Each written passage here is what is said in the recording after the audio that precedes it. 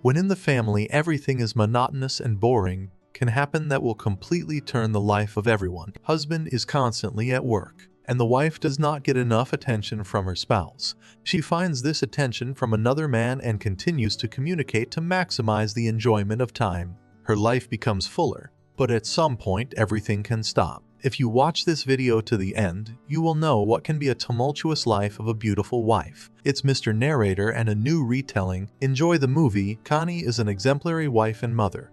She spends her days at home and raising her son.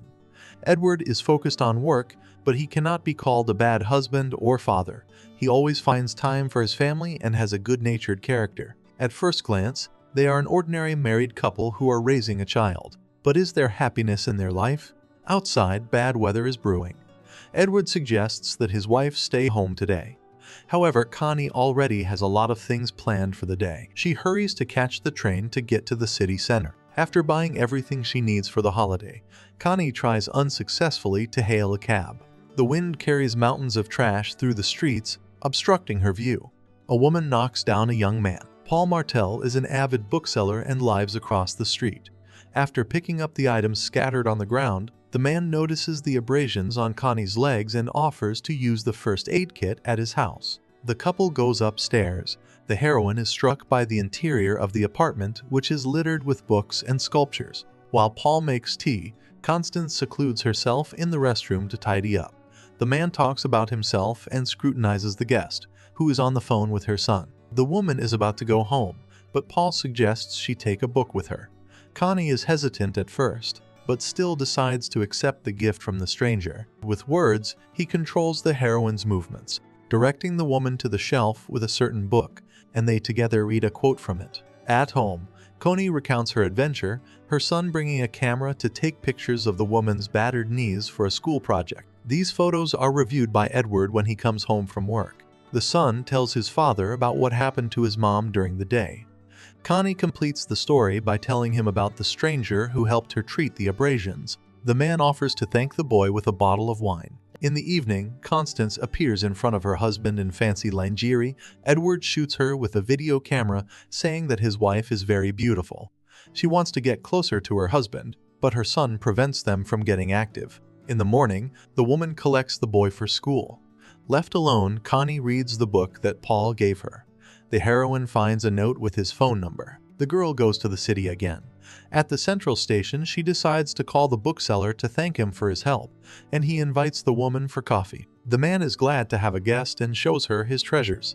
It turns out that Connie knows French. Paul asks her a provocative question in his native language. He then helps the woman take off her coat and makes coffee for them. The guest is interested in a Braille book. The man helps her better understand the text by touching the pages of the book with her hands sensually. The woman is both flattered and embarrassed by the guy's attention, so she decides to leave. On the way home, Connie experiences guilt and buys a gift for her husband. She arrives at his office to present him with a sweater.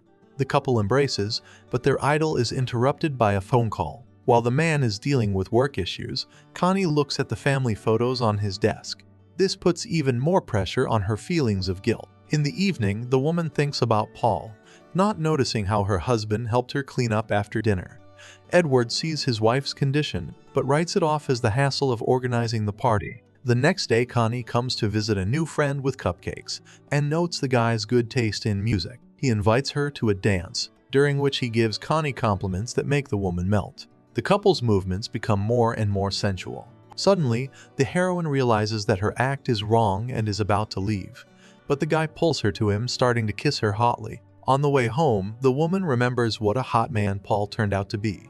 The couple did gymnastics on his books. Connie had to try hard to let go of the shame, but now she feels guilty again in front of her family. She decides to take a walk to get her thoughts in order. In the parking lot, Edward meets Bob. They talk about the kids and Charles's upcoming birthday.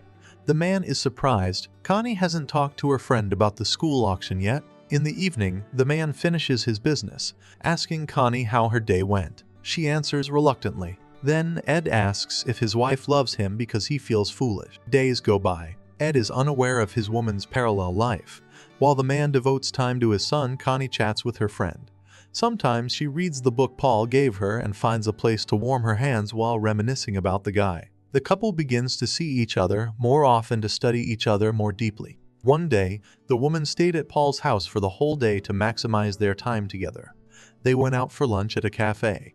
At the same time, Ed's employee had lunch in the cafe who recognized the boss's wife. In the evening, the heroine was relaxing in the bathtub, contemplating herself. The woman found a drawing on her thigh, left as a memento by a friend, and began to persistently rub it with a sponge. She didn't notice her husband entering the room. Edward handed Connie a glass of drink and decided to keep her company. He wanted to make his wife feel good and started rubbing her feet, but the woman was not in the mood. When her husband wanted to get active, she left him alone in the bathroom. Going to work, Ed invited his wife to lunch, but she found reasons to refuse to meet him. The man was bothered by the lack of intimacy between them. Also, he noticed the revealing outfit his wife was going to wear today. Upon arriving at the office, the man checked to see if his wife was indeed signed up at the salon. Edward wondered what Connie was really doing. The woman was in a hurry to meet a friend. Connie met Tracy and Sally in the driveway. The women invited her for coffee and she couldn't refuse. The heroine called her friend to tell him about the situation. When the man came to the cafe, Connie went to wash her hands. Paul was already waiting for the woman in the restroom and relieved her tension.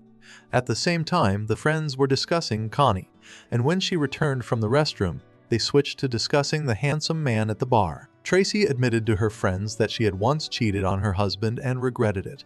Connie thought about her acquaintance's words and later talked to her boyfriend about it. But Paul didn't want to talk. He only wanted one thing from the woman. He convinced Connie to go private right away.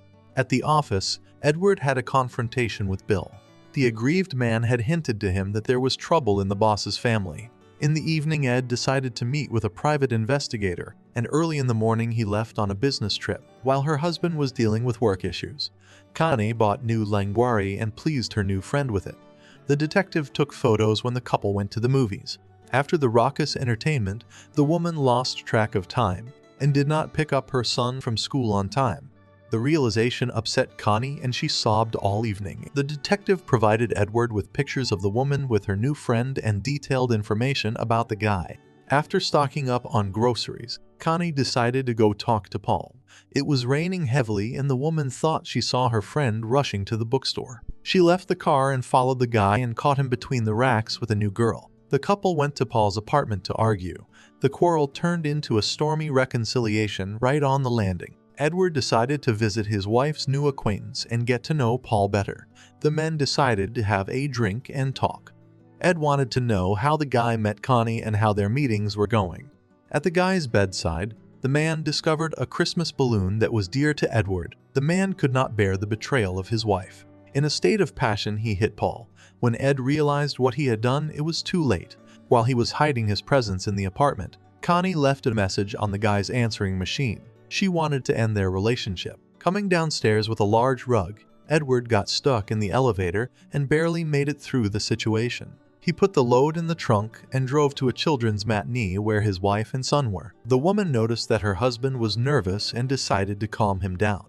She was enjoying the performance in which their child participated. After the event, Ed was going to take his son home, but an acquaintance crashed into the trunk of his car, almost revealing the man's secret. After putting Charles to bed, Edward went to the dump to throw away the old carpet.